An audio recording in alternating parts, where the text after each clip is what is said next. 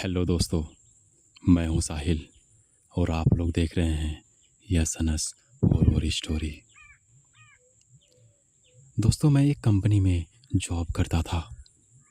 मेरा काम क्वांटिंग मैनेजमेंट का था और काम ज़्यादा होने के कारण कभी कभी लेट हो जाया करता था। एक दिन काम ज़्यादा था, इसी कारण लेट मतलब बहुत लेट हो चुका था और घर जाने का ट्रेन मेरा रात 8 बजे था। पर लेट होने की वजह से कंपनी में ही मेरा 9 बज चुका था।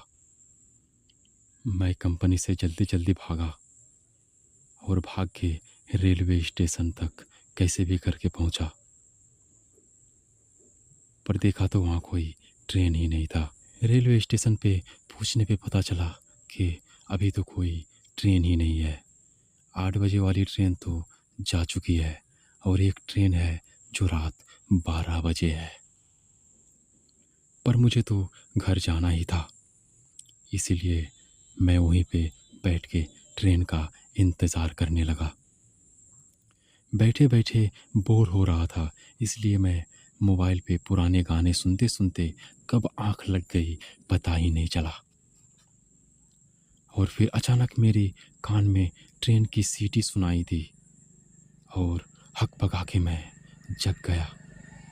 जल्दी जल्दी से ट्रेन में चढ़ तो गया था, लेकिन मुझे ये पता नहीं था कि वो ट्रेन कहाँ तक जाएगी और मैं जिस स्टेशन पे उतरने वाला था उस स्टेशन पे रुकेगी या भी नहीं।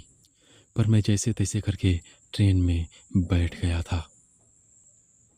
ट्रेन के अंदर जाके देखा तो पूरी बोगी खाली थी, मतलब कि पूरी सीटें खाली थी। मैं एक एक करके हर सीट को चेक करने लगा, पर हर सीटें खाली नज़र आ रही थी। फिर लास्ट वाली केबिन में जाके देखा तो एक बूढ़ा आदमी बैठा है। मेरी जान पे जान आई। मैंने सोचा चलो, ये एक इंसान तो है, कम से कम भय कम लगेगा। मैं भी उसके पीछे वाले कैबिन में जाके बैठ गया और फिर कुछ ही देर में ट्रेन चलने लगी। रात का सुनसान माहौल और ट्रेन में कोई नहीं। ट्रेन सुनसान रास्ते पे चली जा रही थी और पूरे कैबिन में बस एक ही इंसान था और एक मैं, यानी कि बस दो ही इंसान था और वो भी एक इंसान सो रहा था। मैंने एक बार सोचा कि क्यों ना इस चाचा को जगाया जाए ताकि सफ़र लंबा ना लगे, बातचीत में ही सफ़र घट जाए। मैंने 3-4 बार आवाज़ भी दिया। मैंने बोला चाचा, हेलो चाचा, चाचा। मैंने ऐसे करके 3-4 बार आवाज़ दी, पर वो सुन ही नहीं रहा था। मैंने सोचा शायद कहीं से मज़दूरी करके आया होगा या फिर कहीं से काम करके आया होगा, तभी ये सो रहा है। मैंने उसको सोने दिया। मैंने सोचा क्यों ना फ़ोन निकाल के कुछ पुराने गाने सुनी जाए ताकि सफ़र लंबा ना लगे और जल्दी कट जाए। मैंने फ़ोन निकाला और फ़ोन में कुछ पुराने गाने स्टार्ट कर दिए और सुनते सुनते कुछ टाइम बीता ही था, यानी कि ट्रेन चलने के 15 से 20 मिनट बाद ही ट्रेन एक जगह रुक जाती है। मैं सोचा ये कौन सी स्टेशन हो सकती है, क्योंकि मैं जिस स्टेशन से चढ़ा था उस स्टेशन से मैं जहाँ पे उतरने वाला था वो स्टेशन लगभग 1 घंटे ट्रेन चलती तब मैं पहुँचता, लेकिन यहाँ 15 से 20 मिनट होने पे ही ट्रेन रुक चुका था। और ताज्जुब की बात तो ये थी कि इधर बीच में कोई स्टेशन था ही नहीं, पर यह ट्रेन रुकी कहाँ पे थी।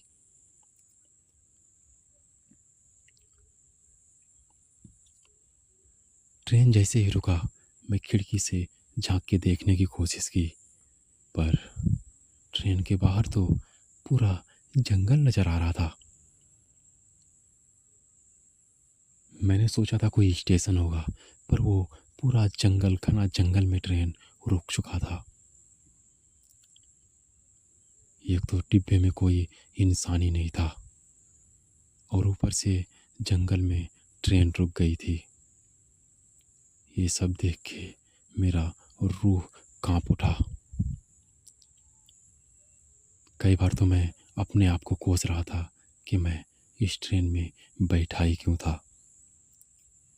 और वो एक बूढ़ा इंसान जो मुंह पे तावल दिए आराम से सो ही रहा था। 15 से 20 मिनट हो चुके थे, पर उनका जागने का नाम ही नहीं ले रही थी वो। फिर मैं ट्रेन के दूसरे साइड वाली खिड़की से झांक के देखने की कोशिश की, पर कभी कभी ऐसा लग रहा था जैसे कोई खंडार पड़ी रेलवे स्टेशन हो। लेकिन ना कोई कैबिन नज़र आ रहा था, ना ही कोई इंसान, और ना ही कोई लाइट जल रही थी। फिर पीछे से एक आवाज़ आई, ज़ोर से आवाज़ आई जैसे कोई गिर गया हो। मैं जैसे ही मुड़ के देखा तो वो केबिन से वो बूढ़ा इंसान गायब था।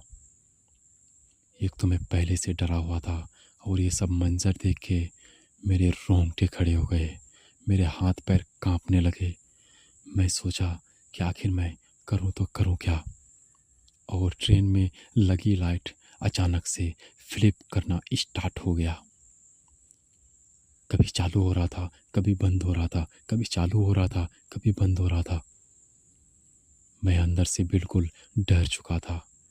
मैं जल्दी जल्दी अपना बैग लिया और ट्रेन से नीचे उतर गया। ट्रेन से नीचे उतर के जैसे ही कुछ दूर चला, मुझे एक लाइट नज़र आई। उस लाइट के पास जाके मैं खड़ा हुआ और वहाँ ध्यान से देखा तो एक काउंटर भी नज़र आ रहा था। जैसे रेलवे स्टेशन में काउंटर होता है, उसी तरह एक काउंटर भी नज़र आ रहा था। मेरी जान पे जान आई कि चलो, हो सकता है ये कोई रेलवे स्टेशन ही हो। मैं वहाँ जाके देखा तो ये एक इंसान बैठा हुआ था। मैंने उनसे पूछा, सर, ये ट्रेन कब तक यहाँ से खुलेगी? सर, मैं लेट हो रहा हूँ। सर प्लीज़ बताओ ना, ये ट्रेन कब तक यहाँ से खुलेगी? मैंने 3-4 बार ऐसे बोला, पर उनके मुंह से तो कोई जवाब ही नहीं आ रहा था। मैंने फिर एक बार ज़ोर से बोला, सर, आपको सुनाई नहीं दे रहा है क्या? मैं कुछ पूछ रहा हूँ। ये कौन सी स्टेशन है और ये ट्रेन कब तक रुकेगी यहाँ पे? मुझे जल्दी जाना है। तो उसने मेरी तरफ देखा और जैसे ही मेरी तरफ देखा, उनके चेहरे ही बदल गए। जैसे कोई वो इंसान ही ना हो, जैसे भूत प्रेत हो। मैं पूरा डर के सिमट गया। फिर वो बोला, घर जाना है। इस स्टेशन पे जो भी आ जाता है वो कभी यहाँ से जाता ही नहीं। तुम अब कभी भी अपने घर लौट नहीं पाओगे। जैसे ही बात ये बोला, मैं अंदर से पूरा डर गया। मेरे सर से पसीने टपकने लगे। मेरे हाथ पैर काबू में नहीं थे मेरे। आखिर मैं करता भी क्या? दूर दूर तक ना कोई रोशनी, ना कोई इंसान नज़र आ रहा था। और तब तक तो मुझे पता चल चुका था कि मैं कोई गलत जगह आ चुका हूँ और मेरा बचना मुश्किल है। मैं दौड़ने लगा। मैं दौड़ते दौड़ते कुछ दूर गया, फिर मुझे एक इंसान नज़र आया, पर वो इंसान नहीं था, बस दिखने में इंसान लग रहा था।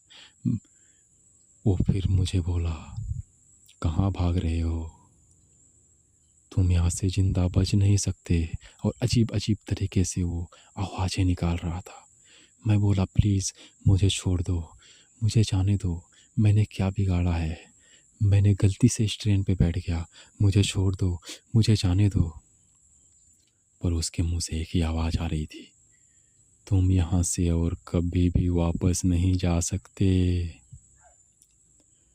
मैं वहाँ से फिर से भागना स्टार्ट किया और भागते भागते मुझे एक मोटा सा बरगद का पेड़ दिखाई दिया। मैं वहाँ जाके चुपके से बैठ गया और मैं दिन भर की थकान में चूर था और वहाँ बैठते ही मेरी आँख लग गई और मुझे पता ही नहीं चला कब सुबह हो गई। जैसे ही सुबह हुई, पक्षियों की चहचहाने की आवाज़ मेरी कान तक आई और मेरी आँख खुली और मैं देखा तो चारों तरफ उजाला ही उजाला था। मैं अचानक से उठा और उठ के अपना बैग लिया। इधर उधर देखा पर कोई इंसान नज़र नहीं आ रहा था। फिर मैं उस स्टेशन की तरफ देखा तो वो स्टेशन एक खंडार स्टेशन था। ना कोई केबिन थी, ना कोई इंसान था और ना ही कोई जानवर था। मैं वहाँ से भागते भागते कुछ दूर जैसे ही भागा था, मुझे एक इंसानों की बस्ती दिखाई दी। वहाँ जाके मैंने एक इंसान से पूछा कि यहाँ पे बस कहाँ मिलेगी, मुझे घर जाना है। पर उन्होंने मुझे पूछा कि तुम इतना थके क्यों हो, तुम इतना डरे क्यों हो, आखिर तुम्हारे साथ हुआ क्या है।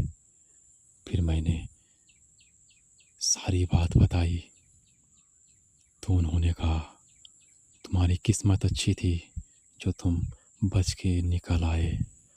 उस स्टेशन पे तो हम लोग दिन में भी जाने की हिम्मत नहीं करते। तुम्हारी किस्मत अच्छी थी कि तुम वहाँ से बच के आ गए हो। मैं जल्दी जल्दी वहाँ से भाग के बस स्टैंड तक पहुँचा और वहाँ पे बस ली और सीधे घर आ गया। और उस दिन से मैं अपने कंपनी में ओवर ड्यूटी करने की कभी हिम्मत नहीं की।